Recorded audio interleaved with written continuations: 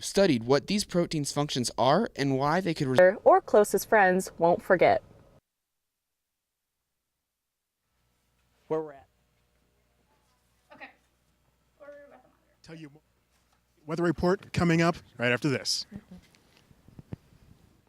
SULD, broadcasting in high definition from Kansas State University, covering Manhattan, Riley County, and the Flint Hills.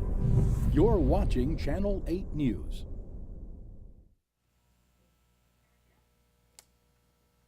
Oh, good morning, happy Valentine's Day, and welcome to the first Channel 8 broadcast of 2019.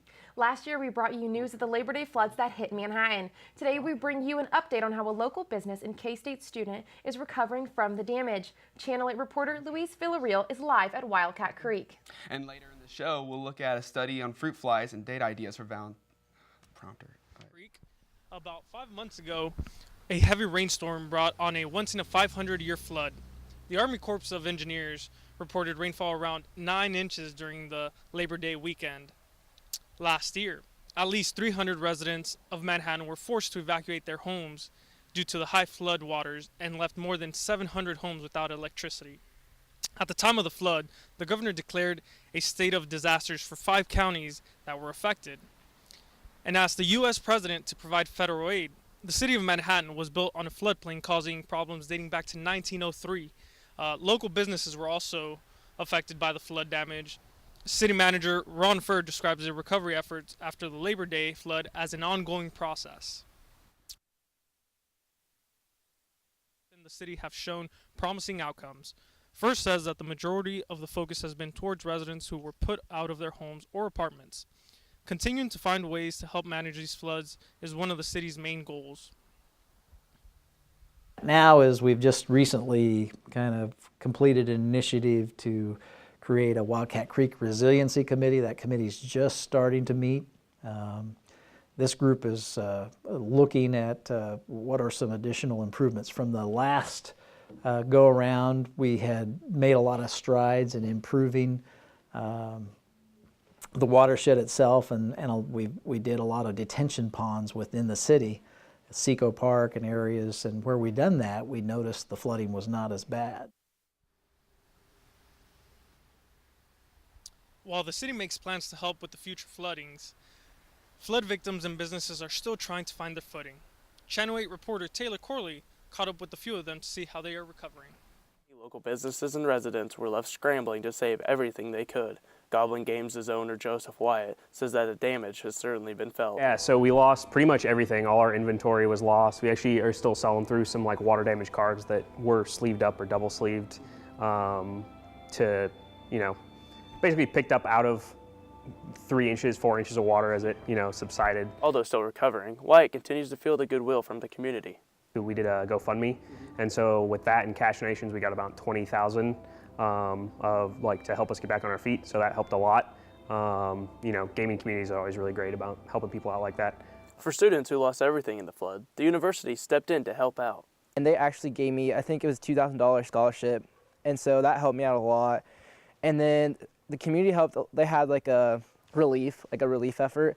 And they gave out some gift cards and stuff, and that definitely helped, like replacing a few things. Granted, be like dishes or like pots and pans or whatnot. So yeah, I mean, the community was definitely helpful.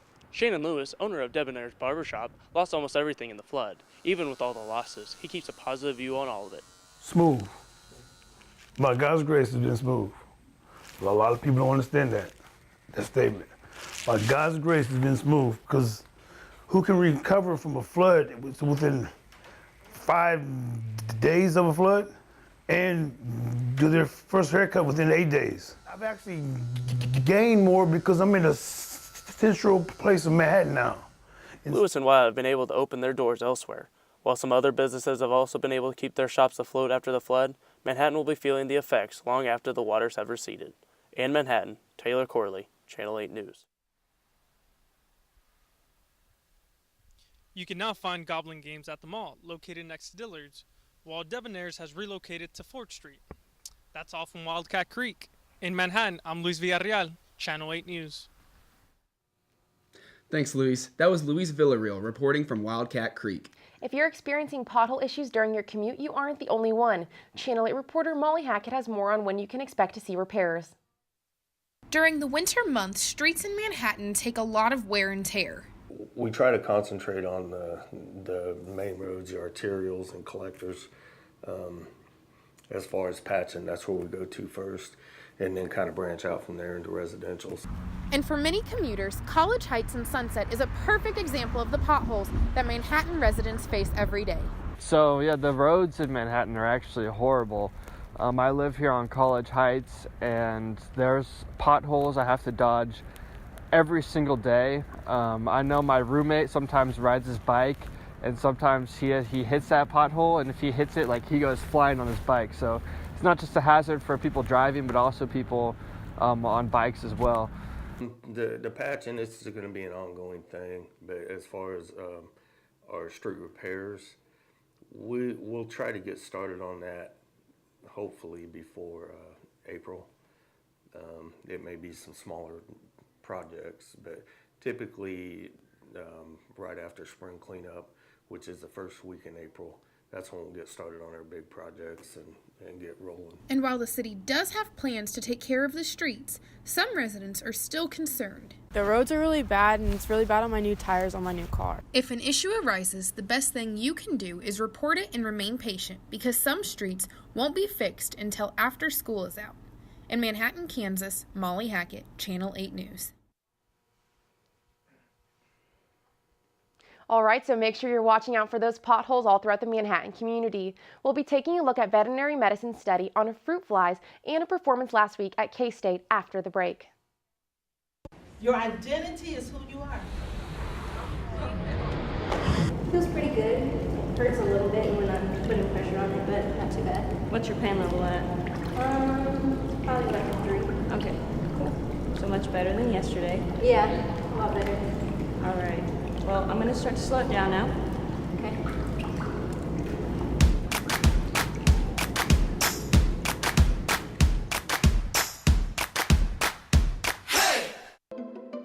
This was my first time taking an online course, and well, it went really, really well. It really did not feel like an online course for me. It felt like we were in a classroom talking and discussing and collaborating with each other. It's a renowned university, and I really take pride in calling myself a Wildcat, and I'm really proud that I'm a K-State alumni now. So I think it adds up a lot of value that I'm from K-State.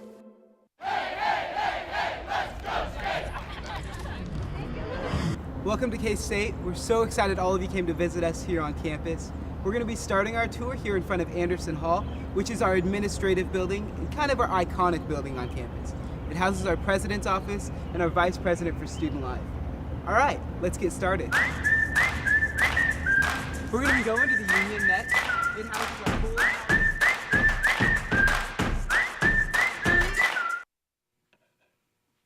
Welcome back to Channel 8 News. A study from the K-State College of Veterinary Medicine says 2 proteins found in fruit flies may suppress tumor growth in humans. I interviewed some of the scientists involved to find out more. Associate Professor of Anatomy and Physiology Jinzong Yu studied what these proteins' functions are and why they could result in tumor suppression. So in the normal conditions, the wild type or the normal cell or normal tissue will grow very slowly. But the tissue without these 2 proteins, they will grow just like normal. So that means these 2 proteins function somehow like a brake. So under limited nutrition, they need something to break the animal or break the cells to stop or slow their growth. According to Assistant Professor Yu, the study not only has the potential to help humans, but also animals here at the veterinary school. So it will be important actually for the student in vet school to understand some basic underlying basic mechanism. So this will somehow help people in future to treat their animals. Quinfeng Liu is a graduate student who also participated in the study and says it is quite the process to break down the cells in order to be used to collect their data. Yeah, first we used the fly to find the phenomenon. Then we used cell culture to verify all the findings in the fly data, like the tissues from the fly embryo. Then I just digest the cell and run the flow cytometry to detect the cell phase. And while these flies may be small, that doesn't mean big things can't come from them. So don't overlook something, overestimate some little things like a fruit fly. Anything we found in the fruit fly might have a big impact on the human. You can find the fully published study at www.cell.com under Cell Reports. Results for the Student Governing Association's student body presidential primary came in last night.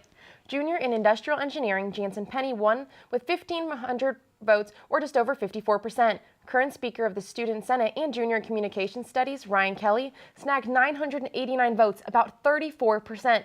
Dozens of write-in candidates received the remaining 300 votes. The general elections begin February 26th at noon and ends the 27th at 6 p.m. Something else students should know is a little bit of extra savings coming in the future. $150 a year may stay in students' pockets if they are buying textbooks on private and public university campus. A proposed House bill has been sent to the House Taxation Committee, which could eliminate the 6.5% sales tax on textbooks bought at universities. K-State student Marciela Cardona explains how she feels about the government's efforts. I see that they're trying to help the student out, and that's their intention right there, and that's good. It's showing that they're listening to us and they're trying in any way possible to help. This is a small step if they do pass it. Another topic of interest for students, liquor. A new state ordinance regarding liquor sales will go into effect later this year. Alec Madrigal has more. Changes will be coming soon for consumers and businesses across the state of Kansas. New liquor laws will be in place to allow convenience and grocery stores to sell beer with higher alcohol content. Liquor stores used to be the only carrier of higher percentage beer. Even though new regulations will allow grocery and convenience stores to sell higher percentage beer, manager Allen of Nesper's Wine and Spirits supports the legislation and says he is confident it won't hurt business. I think we will sell maybe just a little bit less, but they already sell 3-2 beer over at Dillon's and at convenience stores, and there are a lot of people who already shop there and buy that kind of beer. I think those people will continue to purchase beer over there, and the people that we have shopping here will continue to shop here. With the new legislation, liquor stores will now be able to sell ice and mixers along with other products not previously allowed by the law. Come April of 2019, grocery stores such as this one will be able to sell beer that is up to 6%. Currently, they can only sell 3.2% beer. Manhattan resident Steven Stodgrass says he now has options when he is out shopping and choosing beer. I think it'll depend on what sort of beer is offered at the store and at the convenience stores on the corner, just because I like to get a little bit nicer beer. For small business owners like Will Hummel, he says he will continue to buy his beer from the liquor store. I have a very good friend who owns a liquor store, and I will definitely be patronizing him just to keep him in business. Whether it is supporting local business or for the sake of convenience, new liquor laws could change the way Kansans purchase their beer. In Manhattan, I'm Alec Madrigal for Channel 8 News. Look out for those changes on the shelves of your local convenience and grocery stores later this year. After the break, we'll have an update on K-State sports, that and more coming up on Channel 8 News. Your identity is who you are. Feels pretty good. Hurts a little bit when I'm putting pressure on it, but not too bad. What's your pain level at? Probably like a 3. Okay, cool. So much better than yesterday. Yeah, a lot better. All right. Well, I'm going to start to slow it down now. Okay.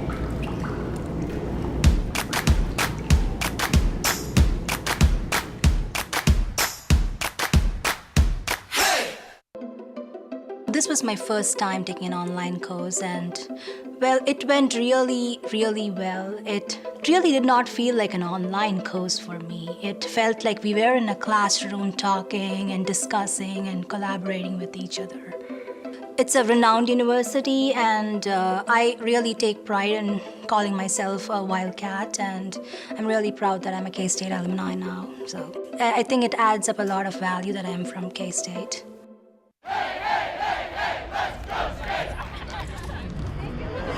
Welcome to K-State. We're so excited all of you came to visit us here on campus. We're going to be starting our tour here in front of Anderson Hall, which is our administrative building and kind of our iconic building on campus. It houses our president's office and our vice president for student life. All right, let's get started. We're going to be going to the Union next. It houses our pool.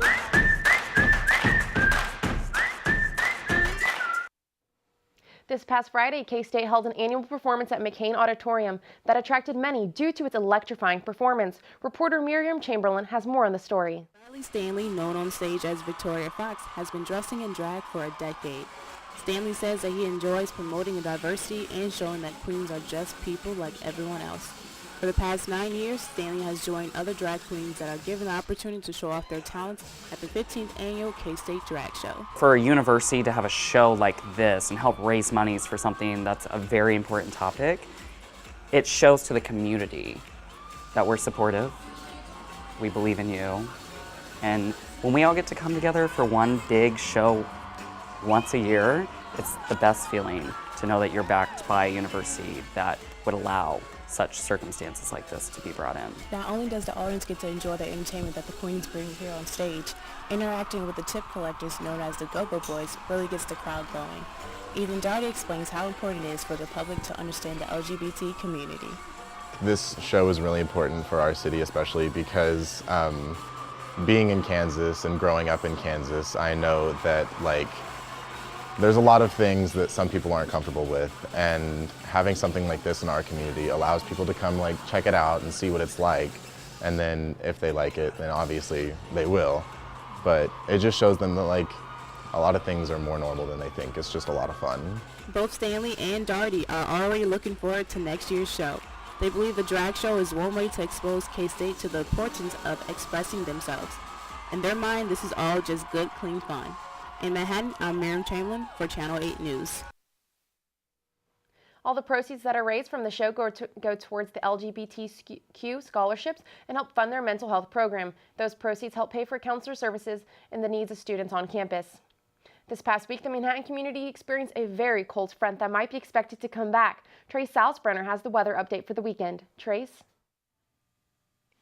Thank you. Yes, as we take a look at the forecast for today and going into the weekend, today it is a lot warmer than what it has been these past few days. But as we get into tomorrow, as in Friday, it's going to get a lot colder. We're talking degrees in the mid-20s to lower teens, even with a wind chill getting as low as maybe -1 degrees. It's going to snow, maybe of accumulation up to 5 inches, but as we go into the weekend, it's still going to stay pretty cold, pretty chilly. And these fluctuating temperatures have an effect on our roads as well.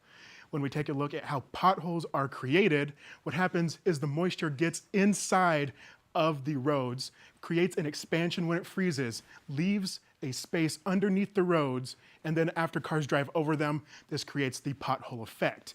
Because we're seeing these fluctuating temperatures again and again, this can create a more pothole effect. And as we take a look into next week's weather, it looks like we're not going to get that warm up that a lot of us are expecting. Next week, still pretty chilly. It's going to be mostly cloudy with your degrees getting into the mid-teens. Going into Tuesday, we're going to get a little higher, upper 20s. Going into Wednesday, even a little bit warmer, still chilly though. We're getting at that sunny, but still mid-30 degrees. So definitely going to be chilly as we get into the weekend, but at least for your Valentine's Day, you're going to be excited about a nice, warm, and great day that you can go and spend with your significant other or maybe some friends. Who knows? Now we're going to go back to the desk. Thank you. Thanks, Trace. Up next, we have a look at a new K-State baseball coach and a few ideas for you and your sweetheart for this Valentine's Day. Your identity is who you are. Feels pretty good. Hurts a little bit when I'm putting pressure on it, but not too bad. What's your pain level at? Probably like a 3. Okay, cool. So much better than yesterday. Yeah, a lot better. All right. Well, I'm going to start to slow it down now. Okay.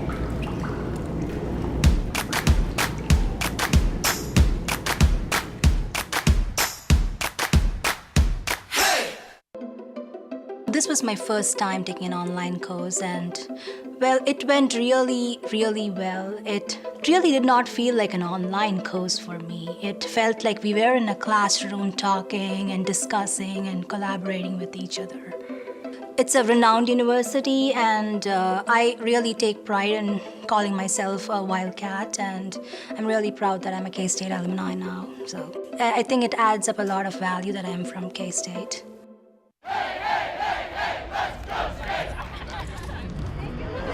Welcome to K-State. We're so excited all of you came to visit us here on campus. We're going to be starting our tour here in front of Anderson Hall, which is our administrative building and kind of our iconic building on campus. It houses our president's office and our vice president for student life. All right, let's get started. We're going to be going to the Union next. It houses our whole...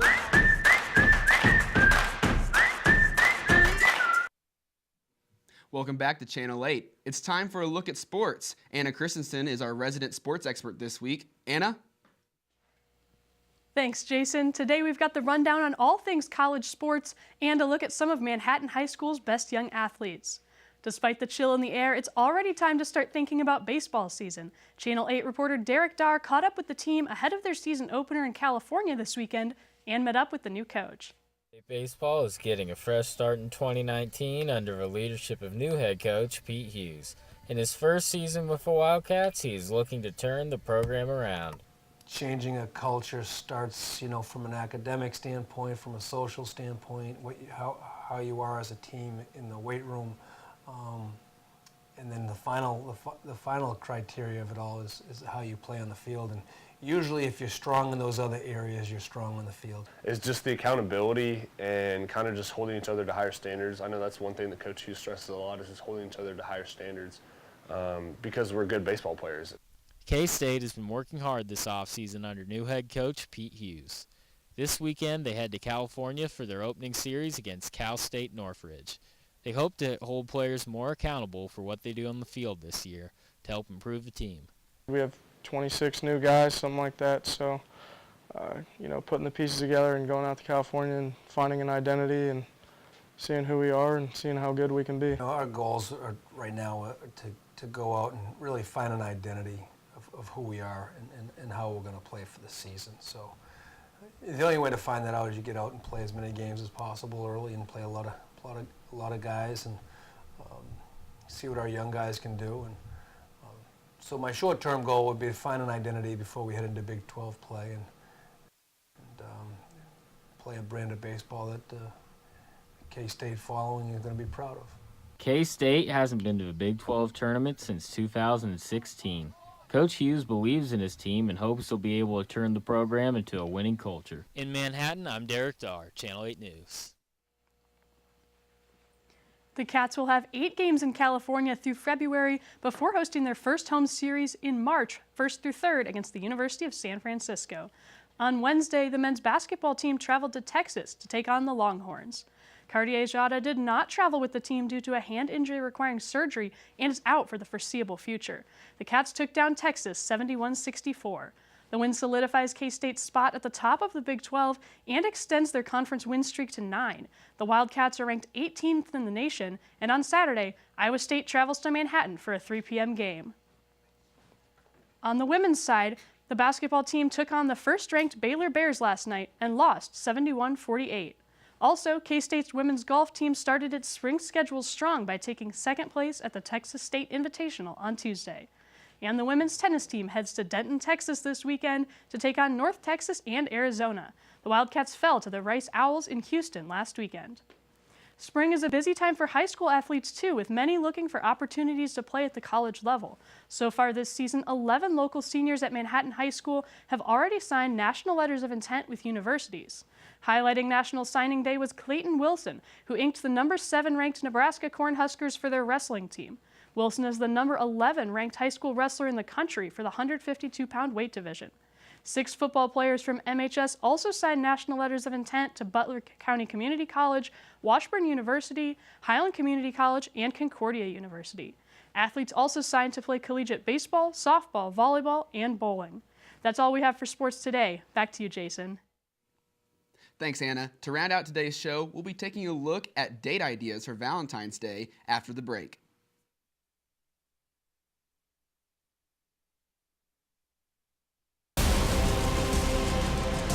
Left side 3 ball, yes! Throws throws it down! Wow!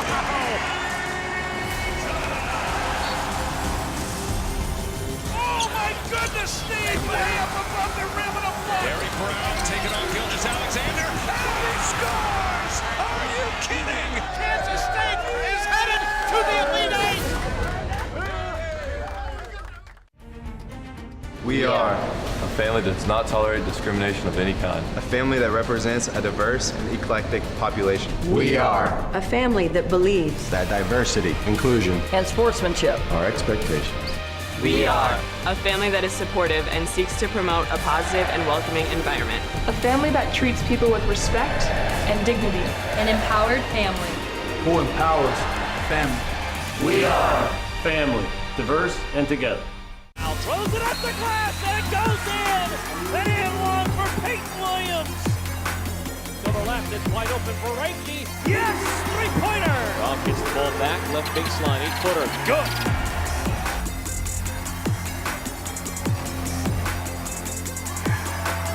Reiki's answer three-pointer. It's good!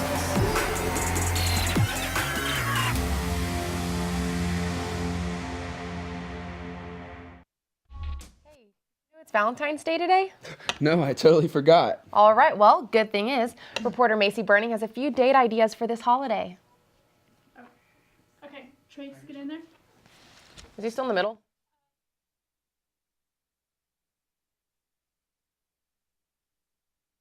Or closest friends won't forget. Warm weather calls for time to be spent outside, enjoying the beautiful scenery Manhattan has to offer. A hike up to the Konza Prairie might be the perfect chance to get away from the city and enjoy one another's company. Many restaurants have deals or discounts happening around town today, especially if you are craving something sweet. The season calls for heart-shaped goodies and treats to stock up on and enjoy before the holiday season is over. But not all fall in love with the season of love. Some see it as just another day to spend time with friends, family, and significant others. It's really cheesy, and I don't think you really need a day to express your love to anyone when you can do that whenever you want. Students still enjoy partaking in this holiday, but not all spend it with their significant others. There's many things friends can do to also show their love for one another by simply making a home-cooked meal for your closest pals. I think Valentine's Day is not just for romantic relationships, it can be for friends and family too.